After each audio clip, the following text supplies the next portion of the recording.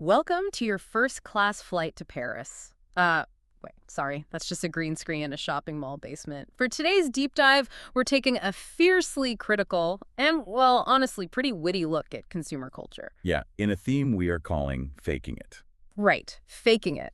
So picture this scenario for a second. You're scrolling your feed and you see a college friend sipping champagne in this gorgeous Monaco-tagged private jet. Classic. Right. But the hilarious and frankly kind of tragic reality here is that your friend paid like $20 to rent a high-fidelity replica studio for 15 minutes at their local mall. And the crazy part is, the lighting in those mall studios is specifically engineered to mimic the atmosphere at 30,000 feet. They even simulate, the exact window glare of a Gulfstream jet. Wait, really? The window glare. Oh yeah, it is highly detailed. Wow. Which raises the immediate question of why, right? Like if you can't afford the trip, just post a nice picture from the local park. Exactly. Why go through the effort to fake the private jet?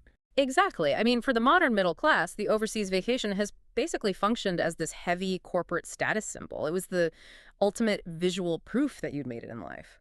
Right, but the math of making it has completely broken down. I mean, global travel inflation has managed to outpace normal wage growth by a staggering margin over the last few years. So it's just completely unaffordable now. Exactly. Real international flights and luxury hotels are now mathematically out of reach for a massive segment of young people. Okay, but I have to push back a little on portraying them purely as victims of a bad economy here. Oh, how so? Well, if my rent goes up, I buy cheaper groceries, right? Hmm. I don't buy a plastic steak and pretend to eat it on social media. Isn't this just, like, pure, unfiltered vanity? I mean, that is a fair point. It feels like buying a counterfeit designer bag, but for your actual life experiences. Well, the counterfeit bag analogy gets exactly to the core mechanism here.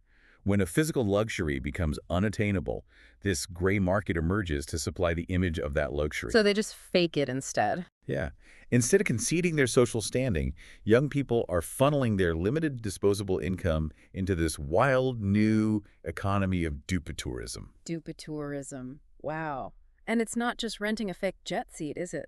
Because the mechanics behind this are wild. Oh, it goes way deeper than the mall studios. People are literally buying virtual IP proxies, so they're essentially paying a tech service to spoof their phone's location data. Right, so the social media platform genuinely tags their post from a luxury resort in Bali.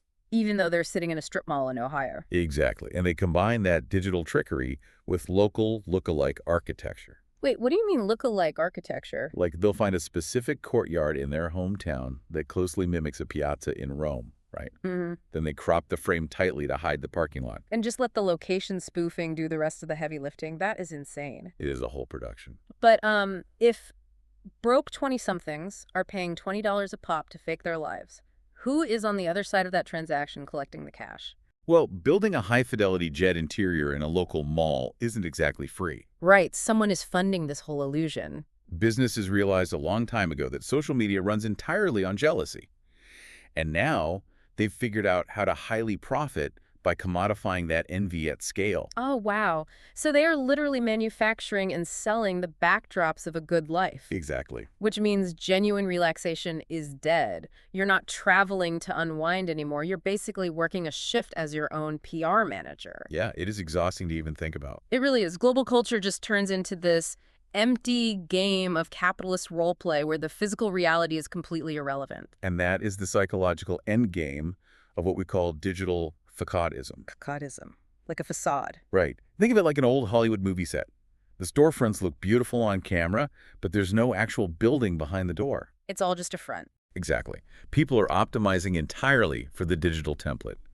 Staging an empty, prestigious image for followers matters entirely more than the lower quality physical reality they actually inhabit while filming it. You know, it makes you wonder how often you and I do micro versions of this. Oh, for sure. We all do it. Like meticulously rearranging a messy desk just to snap a photo of a coffee cup. Yeah. We sacrifice the actual lived moment to curate the broadcast of the moment. And then the lived memory is actively replaced by the hollow marketing template. That is so sad. It really is. You stop remembering the actual taste of the coffee or the champagne, and you only remember the engagement metrics the photo received. So this desperate need for validation has basically turned lying about summer vacation into a massive global industry. Yep, where surface image completely conquers reality.